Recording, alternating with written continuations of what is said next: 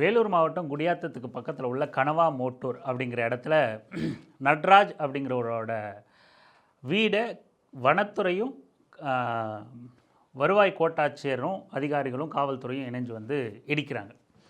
ஏன் இடிக்கிறாங்க அப்படின்னா, அவர் கட்டியிருக்கிற வீடு வந்து கொஞ்சம் பகுதி வந்து வனத்துறையோட இடத்த ஆக்கிரமித்து கட்டியிருக்காரு, அதனால் வீட்டை இடிக்கிறோம் அப்படின்னு சொல்லி இடிக்கிறாங்க.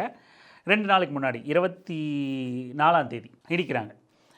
கடுமையாக அந்த குடியாத்தம் கோட்டாட்சியர் வந்து கடுமையாக வெறப்பாக நின்றுக்கிட்டு, நாங்கள் அதிகாரிகள் நீதிமன்றம் உத்தரவு கொடுத்துருச்சு, நிறைவேற்றியே தீருவோம், அவ்வளோ பெரிய நாங்கள் நேர்மையாக்கும் நியாயமாக்கும், நீதிமன்ற உத்தரவெல்லாம் நாங்கள் எந்த காலத்தில் மீறுவோம் அப்படிங்கிற ரேஞ்சுக்கு வந்து இந்த பார் ஆர்டர் இத்தனை நாள் ஆச்சு, இடித்து தள்ள போகிறோம், அப்புறம் எதாக இருந்தாலும் அப்புறம் பேசுங்க, வேறு எதாக இருந்தாலும் லீகலாக பேசுங்க அப்படின்னு நம்ம கேவி குப்பம் எம்எல்ஏ தென்றல் குமார் அவர்கிட்ட வந்து வாக்குவாதம் பண்ணுறாங்க. வாக்குவாதம் கிடையாது, அவருக்கு கிட்டத்தட்ட தென்றல் குமாருக்கு உத்தரவு போடுறாங்க.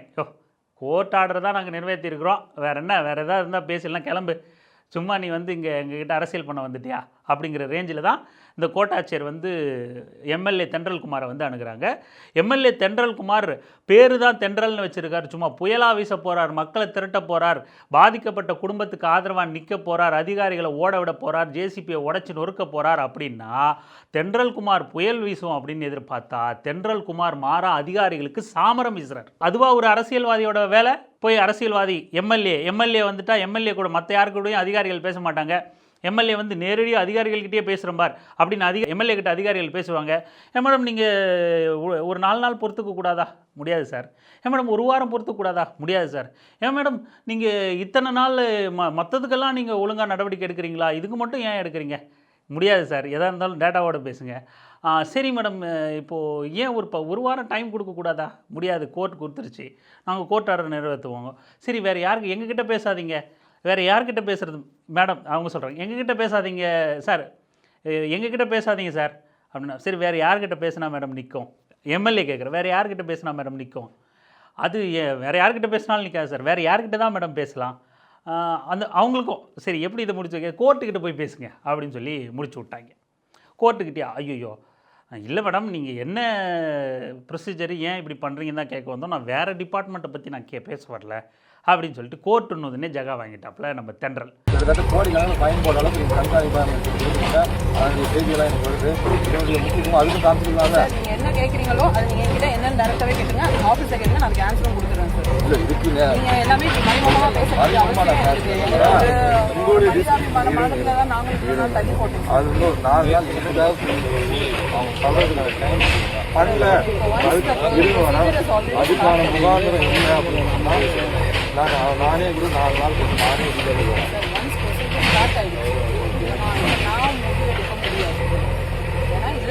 வேறு யாரும் யாரு இப்போ நான் இங்கே வந்து ஃபீல்டில் இருக்கிற ப்ரொசீஜர் ஆல்ரெடி ஸ்டார்ட், நான் இப்போ வந்து ஸ்டாப்பிங் பண்ணுறதுக்கு எனக்கு அதிகாரம் வேறு யாருக்கு கோர்ட்டில் தான் சொல்லியிருக்காரு. கோர்ட்டு தான் கண்டெம்ட் போட்டிருக்காங்க, ஸ்டேக்கும் அவங்க மூவ் பண்ணாங்க, அவங்க ஸ்டேக் மூவ் பண்ணுறதுனால நாங்கள் ரிட்டும் பண்ணோம், அதுலேயும் டிசிஷன் வந்ததுனால தான் இப்போ ப்ரொசீஜர் பண்ணுறோம். சாமரமாக வீசுது தென்றல் வீசினாலும் பரவாயில்ல, புயல் தான் அடிக்கலை, கொஞ்சம் தென்றல் வீசினாலும் பரவாயில்ல, மக்களுக்கு ஆறுதலாவது இருந்திருக்கும். சாமரம் வீசுது அதிகாரிகளுக்கு. இதுவா ஒரு எம்எல்ஏவோட வேலை? இதே ஒரு இந்த எம்எல்ஏ அரசியல்வாதி அவங்க வீட்டை இடிக்கவோ, அவங்கக்கிட்ட ஊழல் வழக்கு பற்றி அந்த அரசியல்வாதிகள் மேலே வழக்கு தொடுத்தாலோ, நீதிமன்றம் உத்தரவிட்டாலோ, பிடி வாரண்ட்டை பிறப்பித்தாலோ, இல்லை ஒரு அரசு அப்படி பண்ணால் எம்எல்ஏக்கள் அரசியல்வாதிகள் சும்மா இருந்துருவாங்களா? ஓட மாட்டாங்க, நீதிமன்றத்துக்கு ஸ்டே வாங்க மாட்டாங்க, அவகாசம் வாங்க மாட்டாங்க, மேல்முறையீடு பண்ண மாட்டாங்க. இதே அதிகாரிகளுக்கு வருவோம், நீதிமன்ற உத்தரவை நாங்கள் அப்படியே பின்பற்றுவோங்க, நாங்களாம் மீறினதே கிடையாது. எல்லா இடங்களையும் நீங்கள் நீதிமன்ற உத்தரவை பின்பற்றிருக்கீங்களா? எதுவும் உங்கள் டிபார்ட்மெண்ட்டை சேர்ந்து ஊழலே நடக்கலையா? 1 இன்ச் இடத்த கூட வேறு யாரும் ஆக்கிரமிக்கலையா? முதலாளிகள் வந்து வனத்துறை இடத்தை ஆக்கிரமிக்கலையா? யாருக்கும் பட்டா போட்டு கொடுக்கலையா? அதிகாரிகள் நேர்மையாகவே வேலை செஞ்சுருக்கீங்களா? நீதிமன்ற உத்தரவை கடைபிடிச்சிருக்கீங்களா? பண்ணியிருக்கீங்களா? சொல்ல முடியுமா? அப்படியே நீதிமன்றத்துக்கு வருவோம். நீதிமன்றம் வந்து 10 அடி 20 அடி ஏன் 100 அடி ஆக்கிரமிச்சிட்டார் நடராஜன். நீதிமன்றம் தீர்ப்பு கொடுத்துருச்சு, இடித்து தள்ள சொல்லி. எல்லா நீதிமன்ற கட்டிடங்களும் வந்து முறையாக நகராட்சி, மாநகராட்சி, மாவட்டம் இந்த இந்த எல்லைக்குட்பட்ட கட்டிடம் கட்ட பயன்படுத்தக்கூடிய உரிய அரசு நிலத்தில் தான் நீதிமன்ற கட்டிடங்கள் இருக்கா? இல்லை, நமக்கு தெரியல, கேட்குறோம், புரியல. எத்தனை ஏரிய குளத்தை ஆற்றை ஆக்கிரமித்து நீதிமன்றங்கள் கட்டப்பட்டிருக்கு. அந்த நீதிமன்ற கட்டடங்கள் நாங்கள் வந்து நீதி கொடுக்குற இடமா இருந்தாலும் அது மக்களோட நீர்நிலையை ஆக்கிரமித்து கட்டப்பட்டிருந்தா ஐயோ ஒருபோதும் இந்த நீதிமான்கள் பொறுத்துக்க மாட்டோம். நாங்கள் கையெழுத்து போடுறோம் பாருங்கள், நாளைக்கு இந்த நீதிமன்ற கட்டடம் இருக்கக்கூடாதுன்னு சொல்லிட்டு இடித்து தள்ளியிருக்கீங்களா? எனக்கு அது பட்டியல் எடுக்கலாமா? தமிழ்நாடு ஃபுல்லாக எத்தனை கட்டடங்கள் வந்து நீர்நிலைகளில் கட்டப்பட்டிருக்கு? தஞ்சாவூர் சாஸ்திரா பல்கலைக்கழகம் நீர்நிலையை ஆக்கிரமித்து கட்டியிருக்குன்ட்டு போன ஆட்சியும் பேசுனாங்க, தொடர்ந்து பேசப்பட்டுக்கிட்டு இருக்கு. ஆனால் இப்போ சாஸ்திரா பல்கலைக்கழகங்களை இடிச்சிட்டிங்களா? அந்த பல்கலைக்கழக கட்டடத்தை, யூனிவர்சிட்டி கட்டடத்தை இடிச்சிட்டிங்களா? இதே குடியாத்தத்தில் ஆற்று ஆக்கிரமிப்பு அப்படின்னு சொல்லிட்டு மக்கள் கிட்டத்தட்ட 2 ஸ்ட்ரீட்டில் மக்கள் குடியிருப்பை இடித்து தள்ளிட்டு நீதிமன்ற உத்தரவை நிறைவேற்றிச்சு இதே அதிகாரிகள் கூட்டம். சரி, 2 தெருவை இடிச்சிட்டு அங்கே என்ன கொண்டு வந்தீங்கன்னா இன்னொரு எக்ஸ்ட்ரா ரோடு போட்டிருக்கீங்க. ஒருத்தனோட வாழ்விடத்தை இடிச்சிட்டு இன்னொரு ரோடை யார் கேட்டா? உங்கள்கிட்ட எந்த மக்கள் கேட்டா? வேறு பாதியே இல்லையா? சிட்டிக்கு அவுட்டரா உங்களால் வேறு வழியை எடுக்க முடியாதா? எவனோட வாழ்க்கையை அழிச்சிட்டு யார் போக சாலை போட்டு தரீங்க நீங்கள்? சரி, ரோடு வந்துருச்சு, நியாயமாக வச்சுக்கலாம், மக்களுக்கு நல்லது நீங்கள் பண்ணிட்டீங்க. அதிகாரிகள் இடிச்சிங்கல்ல, ஆற்று ஆக்கிரமிப்பை இடிச்சிங்கல்ல, அந்த வெறும் குடியாத்தத்தில் மட்டுமே அவ்வளோ அயோக்கியத்தனங்களை பண்ணியிருக்கு இந்த அதிகாரிகள் கூட்டம்.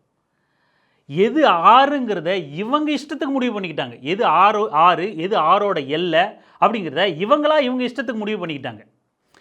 2 தெருவை இடித்த இந்த அதிகாரிகள் நீதிமன்ற உத்தரவில் 2 தெருவு தான் அப்படின்னு கணக்கு காட்டின இந்த அதிகாரிகள் இன்னொரு தெருவை கூட எடுத்தால் மொத்தமும் மார்வாடி பைய கட்டிடும். மார்வாடிகளை தொற்று முடியுமா உங்களால்? மார்வாடிகளோட ஒரு கட்டிடத்தை இடித்து காட்டுங்க பார்ப்போம். நீதிமன்றம் உத்தரவு வாங்கிட்டு, இல்லை நீதிமன்றம் உத்தரவு போடுமான்னு தெரியல, உத்தரவு போட்டால் அதிகாரிகள் அதை செயல்படுத்துவீங்களான்னு தெரியல.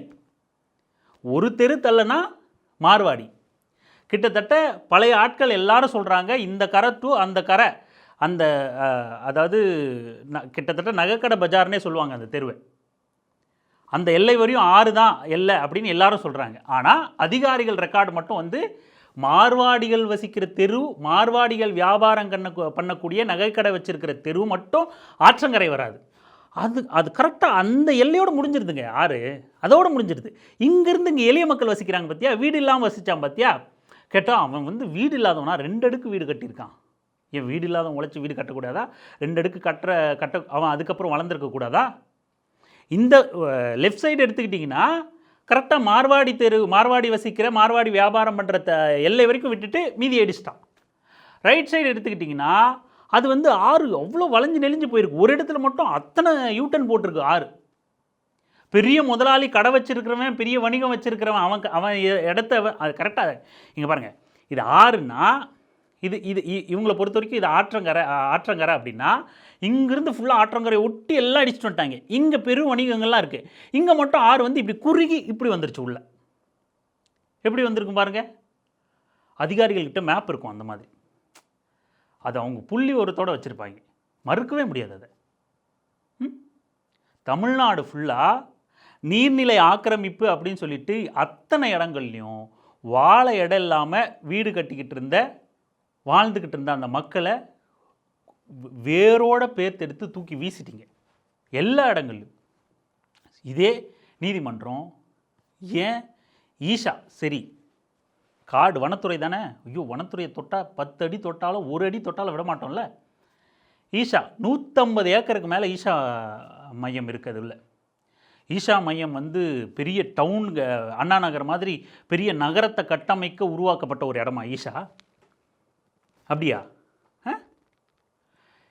ஈஷாவில் 1 அடி தனியாக சுடுகாடு வச்சுருக்கான். அவன் கஞ்சா குடிக்க பைய தனியாக சுடுகாடு வச்சுருக்கான். எவனாவது வச்சுருக்க முடியுமா? அவனுக்கு 150 ஏக்கருக்கு மேலே இடத்த கொடுத்து காட்டில் எல்லா சாமியாரும் வச்சுருக்கானே, எந்த மதமாக இருக்கட்டும்.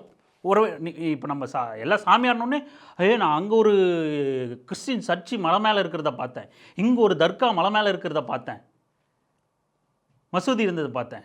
சமமாக இடிப்போம், சமமாக உத்தரவு போட்டோம். காடுகளை வனத்துறையை ஆக்கிரமிக்கிறத, நீர்நிலை ஆக்கிரமிப்பை நீதிமன்றமாக இருக்கட்டும், வழிபாட்டு தலமாக இருக்கட்டும், எல்லாத்தையும் இடித்து தள்ளுவோம். உத்தரவு போட முடியுமா நீதிமன்றத்தால்? செயல்படுத்த முடியுமா அதிகாரிகளால்? ஒரு கோவிலை அந்த மாதிரி ஆக்கிரமிப்பு இடம் அப்படின்னு சொல்லிட்டு இடிச்சிருவீங்களா நீங்கள்? இதே அந்த குடியாத்த மாறில் நட்ட நடு ஆற்றுல ஒரு கோவில் இருக்குது, ஆற்று புறம்போக்கு ஆக்கிரமிச்சிட்டாங்க அப்படின்னு சொல்லிட்டு 2 பக்கமும் 2 தெருவை தூக்குன மார்வாடிகளை மட்டும் பாதுகாத்த இந்த அதிகாரிகள் வந்து அந்த கோவிலை ஏன் கை வைக்கல? ஏன் அங்கே ஆறு வெள்ளம் வந்து ஆற்று புறம்போக்கு ஆக்கிரமிப்பு கிடையாதா? அங்கே ஆற்றுல தண்ணி வரும்போது வெள்ளம் வந்து அங்கே வழிபட போகிற மக்கள் வந்து ஆற்றோட ஆற்றை அடிச்சுட்டு போயிட மாட்டாங்களா? ஏன் ஈஷாவை தூக்கலை? ஏன் தூக்கலை? சரி, ஐயோ இப்படியெல்லாம் பேசி வனத்துறை இடத்தை ஆக்கிரமிச்சவருக்கு ஆதரவாக பேசினா எல்லாரும் அப்புறம் ஆக்கிரமிச்சிட்டான்னா, எல்லாரும் ஆளாளுக்கு 10 அடி 5 அடி பிடிச்சிட்டான்னா, எல்லாரும் ஆளுக்கு ஒரு ஏக்கரை பிடிச்சிட்டான்னா அப்புறம் காடே இருக்காதுப்பா. எந்த காட்டை இது வரைக்கும் அங்கே அந்த மக்கள் வசிக்கிற மக்கள் அழிச்சிருக்காங்கன்னு வரலாறு இருக்குது இது வரைக்கும்? ஏதாவது ஒரு ஹிஸ்ட்ரி?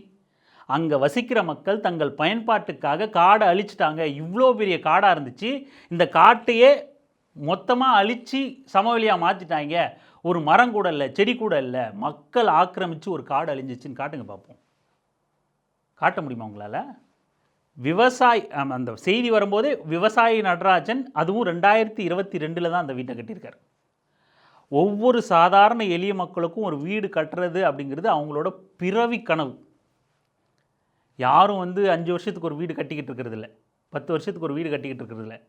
ஒருத்தன் ஒரு வாழ்நாளில் ஒரு வீடு தான் கட்டுறான்.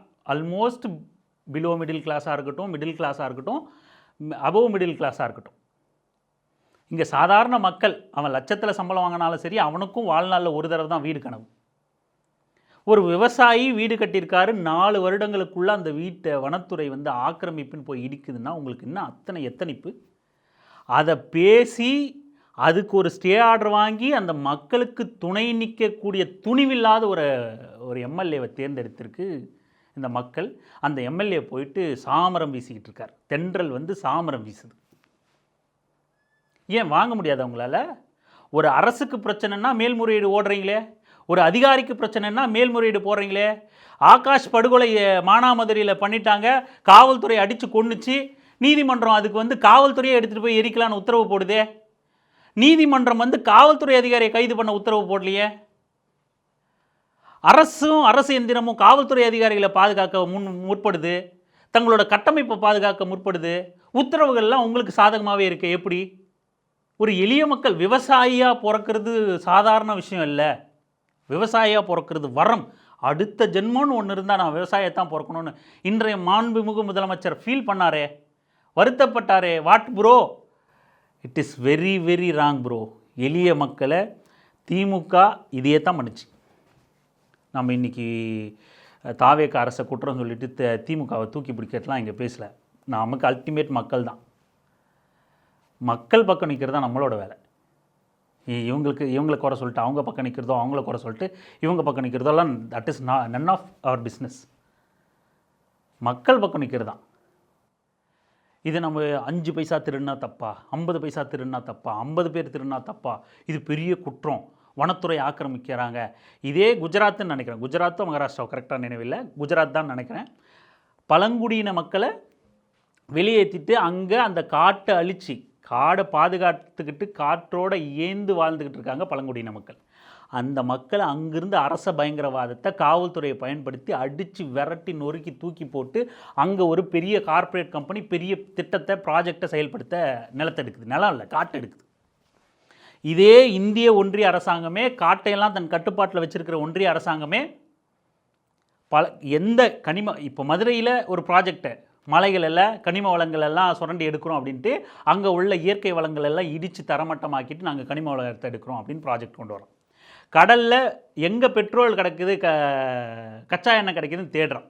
கடலில் இருந்தால் கடல் வளத்தை பற்றி கவலை இல்லை. கடலை காலங்காலமாக காத்துக்கிட்டு கடலோட ஏந்து பயணிச்சுக்கிட்டு இருக்கிற கடலையும் வளம் பெற வச்சு தானும் அதன் மூலமாக பலன் பெற்று வாழ்ந்துக்கிட்டு இருக்கிற மீனவர்களை அப்புறப்படுத்தி கூட அங்கே கடல் சார்ந்த திட்டங்களை கொண்டு வர ஒன்றிய அரசாங்கம் எத்தனைக்குது. காடுகளில் எங்கே என்ன கிடைச்சாலும் பரவாயில்ல, எங்கே கனிம வளம் கிடைச்சாலும் பரவாயில்ல, எத்தனை மலைகளை கிரானைட் மலைகளை சுக்குநூறு ஆக்கியிருக்கீங்க. அதுக்கெல்லாம் நீதிமன்றம் உத்தரவு போடல, அதுக்கெல்லாம் ரொம்ப கண்டிப்பாக அதிகாரிகள் போய் நிற்கலை. மலை இயற்கை வளம் தானே. இப்படி அரசுக்கு வேணும் அப்படின்னா அந்த இடம் காடாக இருக்கணும்னு அவசியம் இல்லை, இல்லை கடலாக இருக்கணும்னு அவசியம் இல்லை, இல்லை மலையாக இருக்கணும்னு அவசியம் இல்லை, மக்கள் குடியிருக்கிற இடமா இருக்கணும்னு அவசியம் இல்லை, விவசாய நிலமாக இருக்கணும்னு அவசியம் இல்லை.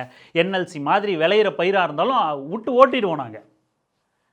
ஏன்னா அரசாங்கம் யாருக்கு எடுத்து கொடுக்க போகுது? மக்களுக்கா? தன் நண்பர்களான முதலாளிகளுக்கு கொடுக்க போகுது. எந்த கனிம வளம், எந்த மலை, எந்த கிரானைட் மலை ஏழைக்கு உதவி இருக்கு. ஆனால் அங்கே அடிபட்டு அப்புறப்படுத்தப்படுறது ஏழை. விவசாயியாக பிறக்கலைன்னு ஃபீல் பண்ண முதலமைச்சர் விவசாயிக்கு துணை நிற்கல. மாற்றம் வேண்டும்னு கொண்டு வரப்பட்ட தென்றல் இங்கே சாமரம் வீசிக்கிட்டு இருக்கு.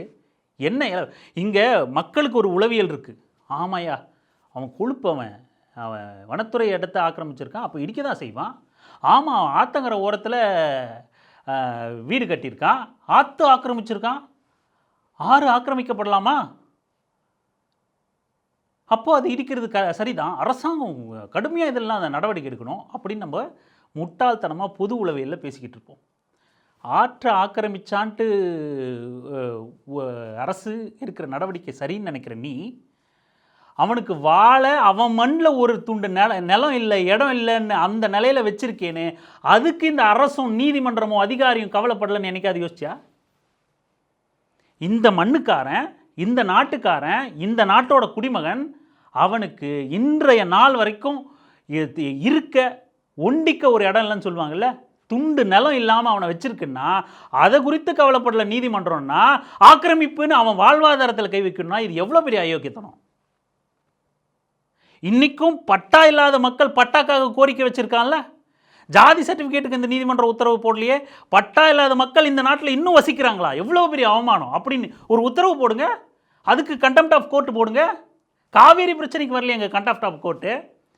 ஒரு மாநிலமே இன்னும் நீதிமன்ற தீர்ப்பை மதிக்காமல் இன்னி வரைக்கும் செயல்பட்டுக்கிட்டு இருக்கான். காவிரிக்கு போராடணும் 25 வருஷமா, 30 வருஷமா, 35 வருஷமா.